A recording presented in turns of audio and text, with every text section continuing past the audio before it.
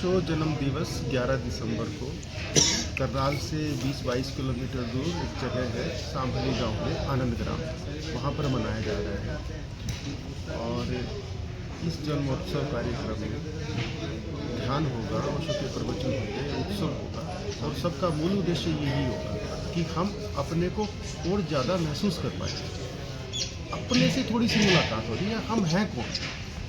मूल उद्देश्य के समर्थक थे, स्वच्छंदता के नहीं। तो स्वतंत्रता परम अनिवार्य है, लेकिन स्वच्छंदता के हम समर्थक हैं। ध्यान के लिए ध्यान एक विधि है आत्म बल पैदा करने की। ध्यान उन लोगों के लिए है जिसमें आत्म बल की कमी है, तो ध्यान करने से तो आत्म बल मिलेगा। ऐसा नहीं है कि पहले आत्म बल होगा फिर ध्यान करेगा व्यक्ति। ध्यान करो तो आत्म बल प्राप्त होगा। आत्म बल यानी खुद का बल, खुद के होने का अधिक एहसास आत्म बल होता है।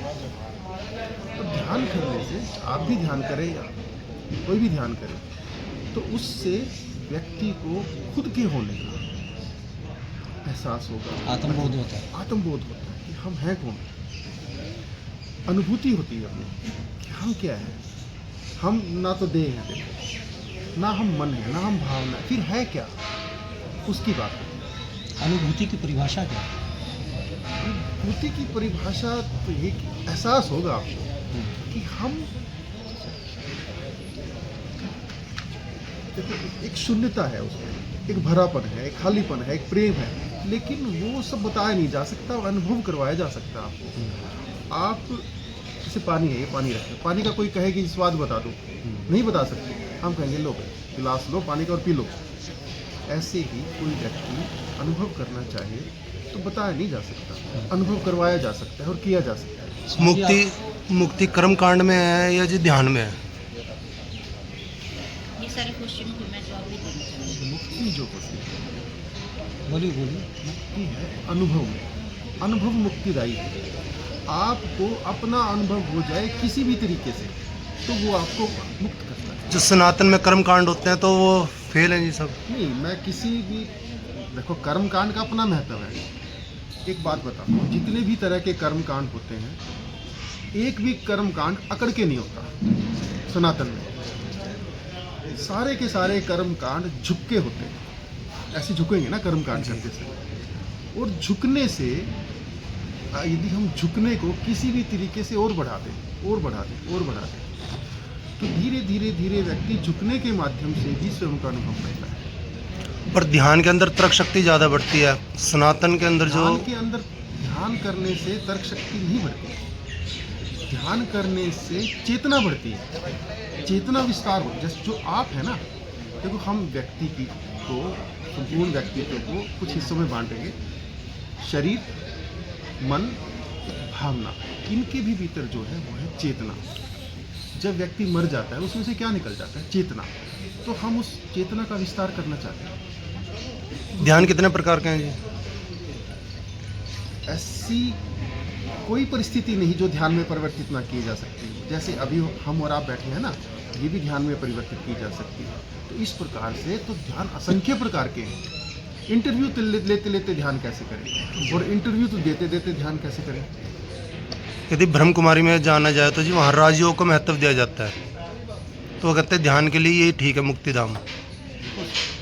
इस जगत में बहुत अनेक प्रकार के साधक हैं, और अनेक प्रकार के साधक अपने अपने व्यक्तित्व के अनुसार अपने अपने प्रकार की साधना का चुनाव करते हैं। हो सकता है वो उनके लिए बहुत, यानी ओशो ने साधक पैदा करे।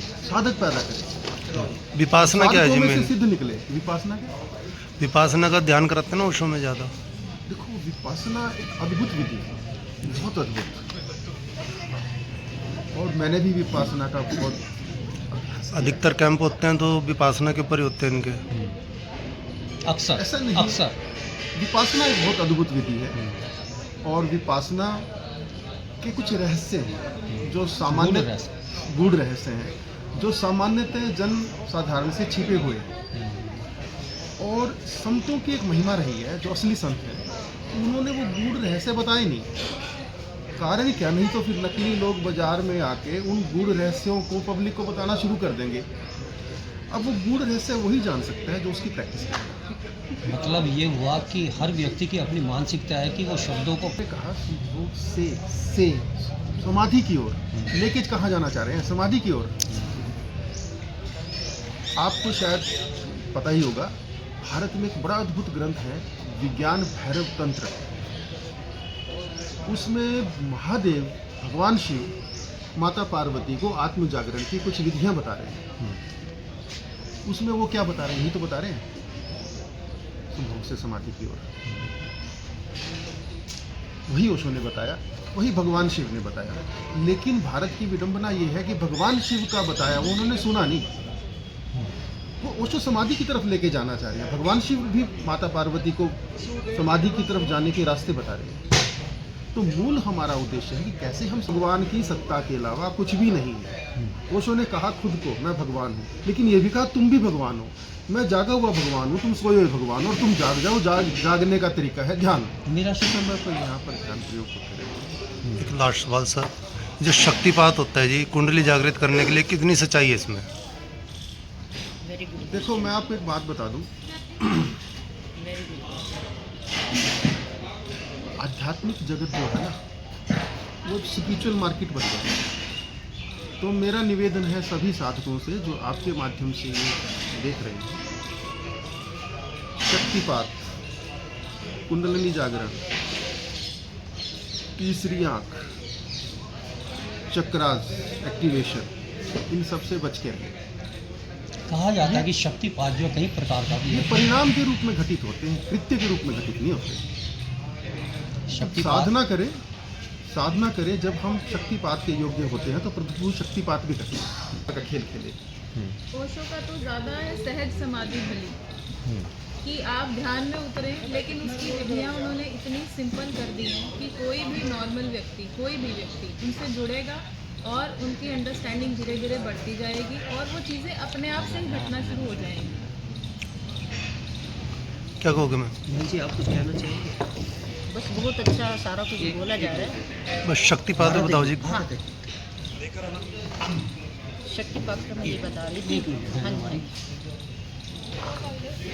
जी मैं क्या कहना समाप्त, चाहेंगे? हाँ जी? समाप्त करके मैं दे रही हूँ। जितना भी आपने सुना, मैंने सुना, मेन जो हमारे आश्रम है ना, अनंत ग्राम जो रखा है, हमने लोगों को भ्रांतियों में से बाहर निकालना। वहाँ पे सनातन पे भी बोला जाएगा, क्रिश्चियनिटी पे बोल सकते हैं, मुस्लिम पे बोल सकते हैं। हमें क्लैरिटी चाहिए। आप इसको ये उत्सव है तो हम उस दिन मना रहे हैं, अच्छी बात है। वहाँ बुद्ध का उत्सव भी होएगा, कृष्ण का भी होएगा। हमें लोगों को हीलिंग देनी है वहाँ पे। तो ये 11 को उनका हार है, क्योंकि ये शुरू से उनसे जुड़े हुए हैं। अब मैं इनसे जुड़ी हूँ तो मैं तो देवी माँ से वो जुड़े हूँ। हमें अपने एनर्जी को सुपर एनर्जी से, यूनिवर्स की एनर्जी से कैसे मिलाना है, वो उसकी विधियाँ अलग अलग है। जो आपके क्वेश्चन थे ना, अभी मैं सुन रही थी, मैं बचपन से शक्तिपात सुनती आ रही हूँ। मैं ऐसा काफ़ी गुरु ढूंढने की कोशिश करी जो सिर पर हाथ रखे, जो हमारी किताबों में पढ़ा, और सब कुछ घटित हो जाए। ऐसा कुछ नहीं होता। मैं आपको ये बता रही हूँ कि हम लोग यूनिवर्स से जुड़े हुए हैं। देखो, एक माध्यम बनाना पड़ता है। ABC की नॉलेज तो हमें चाहिए ना। ABC के बाद वर्ड बने, वर्ड के बाद सेंटेंस बने, और हमें अब किसी को पकड़ के नहीं चलना होता है। हमें किसी को भी पकड़ के नहीं चलना होता, ठीक है। हमें उनका सहारा लेके, मैंने वही दोबारा रिपीट करी। फर्स्ट हमें जब स्कूल पढ़ाते ABC सिखाया, फिर उसके वर्ड बने ना, सेंटेंस बने, फिर पैराग्राफ बने, फिर पूरा हमारा ऐसे तैयार होगा। तो हम ये जितने भी होते हैं, हमने इतना पढ़ा, बुद्ध को पढ़ा, कबीर को पढ़ा, इसको पढ़ा, जो चीज़ें हमें परमात्मा से मिलाने की तरफ ले जाती है, जो एक हमारे को बचपन से ना एक मिथ है हमारे यहाँ, भगवान जी दर्शन देंगे, एंड में ये निकला कि हम परम शांति में जब पहुँचते हैं ना, वही सब कुछ है। और जो शक्तिपात का आपका क्वेश्चन है ना, मैंने भी बहुत गुरुओं के यहाँ चक्कर काटे, ऐसा कुछ घटित नहीं हुआ। जो इन्होंने अभी स्वामी जी ने बोला वही सच है। जो घटित होगा तो खुद से होगा। जो भगवान की सारी चर्चाएं वो अनंत है, इसलिए हमको जितना चाहिए, जहाँ से हमें कुछ मिलता है उसी के साथ ही रहो। किसी को देखो ना, अब जैसे डिप्रेशन वाला मरीज है, पहले से है डिप्रेशन में है, अगर हम उसको बड़े वो वाले ध्यान में बिठाते हैं ना, सुबह से शाम तक बिल्कुल मौन में चले जाओ, तो बिल्कुल डिप्रेशन में चला जाएगा। उसके लिए हमें वो सहायता करनी है, थोड़ी काउंसलिंग भी करेंगे, उसको भजन भी सुना सकते हैं, उसको सत्संग भी कर सकते हैं। तो सारी चीज़ें ब्लेंड है भगवान जी की तरफ पहुंचने के लिए। किसी को कुछ पसंद, किसी को हम कोई एक धारणा नहीं उसके बारे में बना सकते। तो ये हमारे